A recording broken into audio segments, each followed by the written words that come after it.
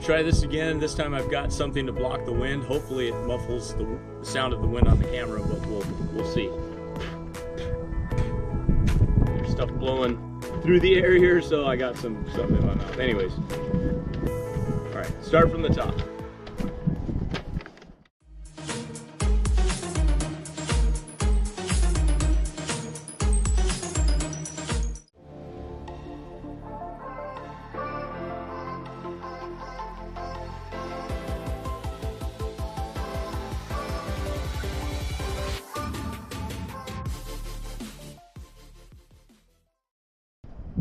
I'm going to read this because I haven't memorized it.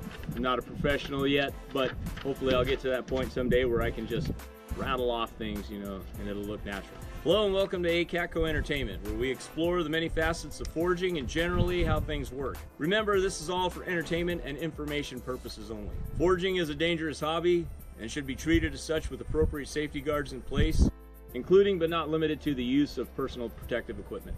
Watching this video does not create a business or professional relationship between the creator and the viewer assumes all risk for use of information provided here, which is for educational and entertainment purposes only. Okay, so now on to the topic. And I'm gonna be holding a piece of paper. It's no mystery. I'm not, like I said, I can't memorize scripts, but I wanna make sure that I hit the main point. So this is a follow-up video from the destructive video test that I did before, where I broke a knife right here on this pad. I had it in a vise and I snapped the end of it off.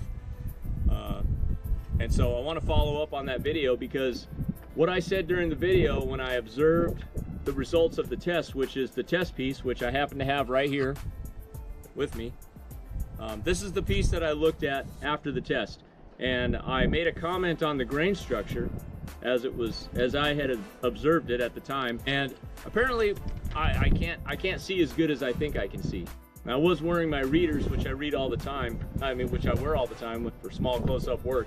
However, and it looked good to me at the time. However, apparently I need something more like this, which are 5-power magnifiers. That's some glasses right there. So now wearing these, when I look at it, okay, yeah, I can see the structure in there. Now, it's not super granular, but you can see that it's not as fine as it could be. So I was wrong on the statement that I made previously, simply because I couldn't see it. So what I want to correct here is, I want to make the statement, but what I want to say is, obviously I need better glasses. I need to know what I'm looking at, and also I need to know what I'm looking at. Now, when I observe this, to me it looks pretty fine.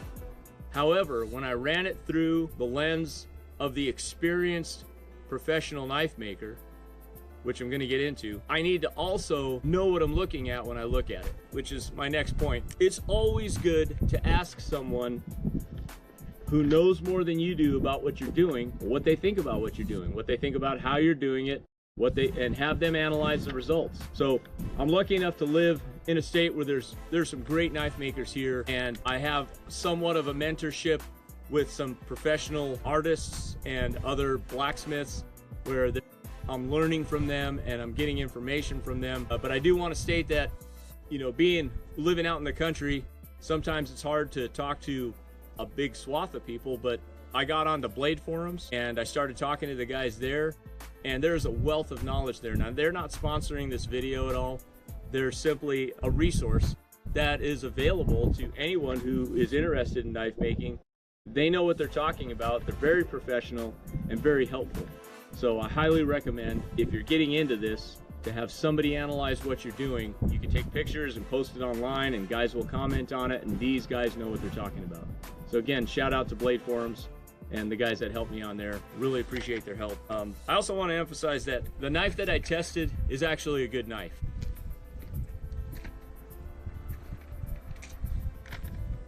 The knife broke because I broke it. Under normal use and under normal circumstances, this knife will hold up just as well as any other knife out there on the market.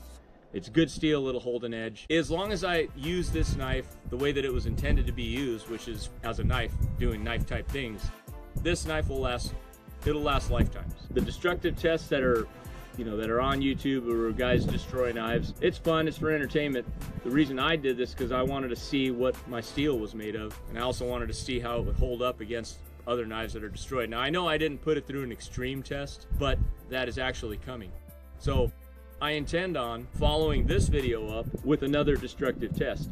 So what I'm going to do is I'm going to forge another knife specifically to destroy it.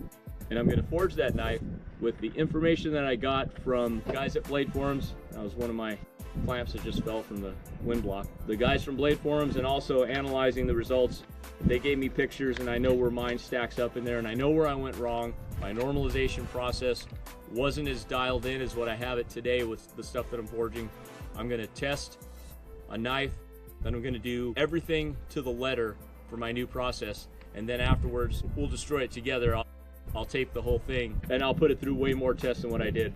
I've got a piece of railroad track here that we'll chop on that. We'll chop through some rebar. We'll do a bunch of fun stuff on it, and we'll see how it holds up. But primarily what I want to do is I want to see the grain structure with the new process. So now I'm going to read the closing. I've had a great time sharing with you all today. If you enjoyed this content and want to support the channel, remember that everything we discussed, along with fantastic forge tools, is available on my official website, posted in the link below. Your purchase helps me create more videos like this one and helps me continue forging more tools. So head over there now and treat yourself to something special. I do have knives for sale on the show. Anyways, we'll see you next time. Thanks.